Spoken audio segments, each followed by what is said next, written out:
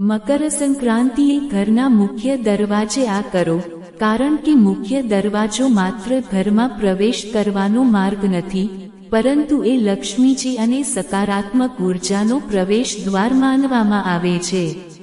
શાસ્ત્રો અને વાસ્તુશાસ્ત્ર બંને અનુસાર ઘરના મુખ્ય દરવાજાની સ્થિતિ અને ત્યાં થતી ક્રિયાઓ ઘરના ધન, સુખ અને શાંતિ પર સીધી અસર કરે છે.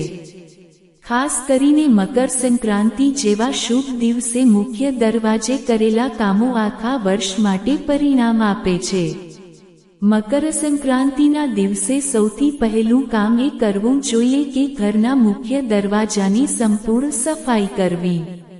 ઘણા લોકો આખું ઘર સાફ કરે છે, પરંતુ મુખ્ય દરવાજા તરફ પૂરતું ધ્યાન નથી આપતા.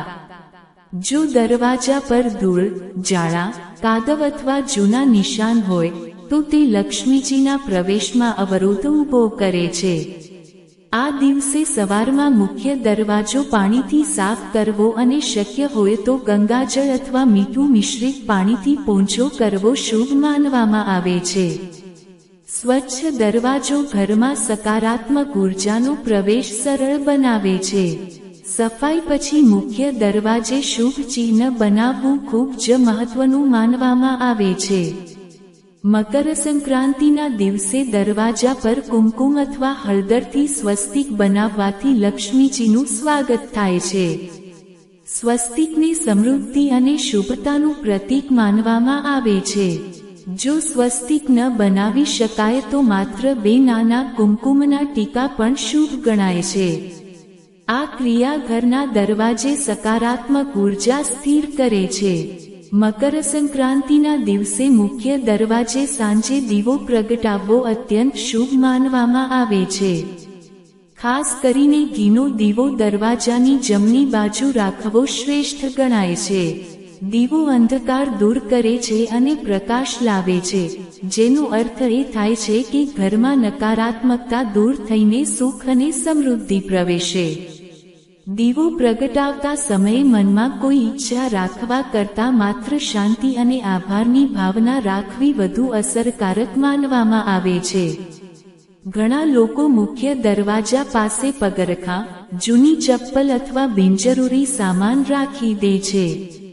મકર સંક્રાંતિના દિવસે આવી વસ્તુઓ મુખ્ય દરવાજા પાસે રાખવી ખૂબ જ અશુભ માનવામાં આવે છે.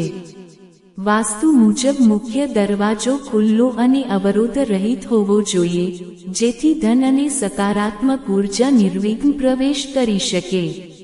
આ દિવસે મુખ્ય દરવાજા પાસે કંઈ પણ પડેલું હોય તો તેને દૂર કરવું ખૂબ જરૂરી છે. મકર સંક્રાંતિના દિવસે મુખ્ય દરવાજા પર તૂટેલી ઘંટેડી અથવા બિનજરૂરી લટકાવટ પણ અવરોધ સર્જે છે. જો ઘરમાં ઘંટેડી લગાવેલી હોય તો તે સાફ અને કાર્યરત હોવી જોઈએ. શાસ્ત્ર મુજબ ઘંટડીનો અવાજ નકારાત્મક ઉર્જા દૂર કરે છે, પરંતુ તૂટેલી અથવા ગંદી ઘંટેડી તેની વિપરીત અસર કરે છે.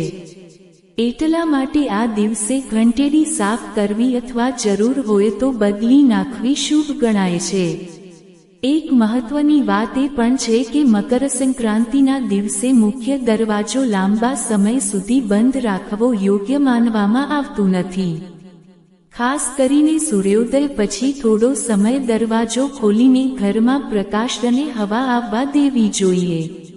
આ ક્રિયા ઘરમાં નવી ઉર્જા લાવે છે અને બંધ થયેલા ધનયોગને ખોલવામાં મદદરૂપ બને છે.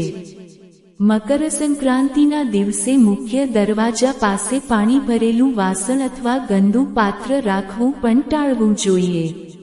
આવી વસ્તુઓ ઉર્જાને ભારે બનાવે છે અને ધનના પ્રવાહને અટકાવે છે.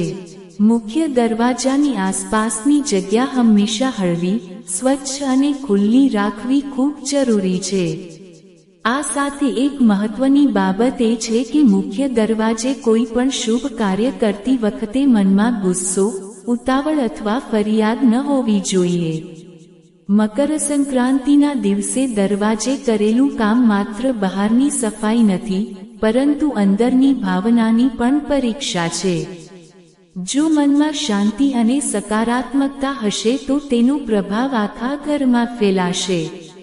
જો તમે મકર સંક્રાંતિના દિવસે ઘરના મુખ્ય દરવાજે સફાઈ, શુભ ચિહ્ન, દીવો અને શાંતિ રાખશો તો તેનો લાભ માત્ર એ દિવસે નહીં પરંતુ આખા વર્ષ સુધી મળશે.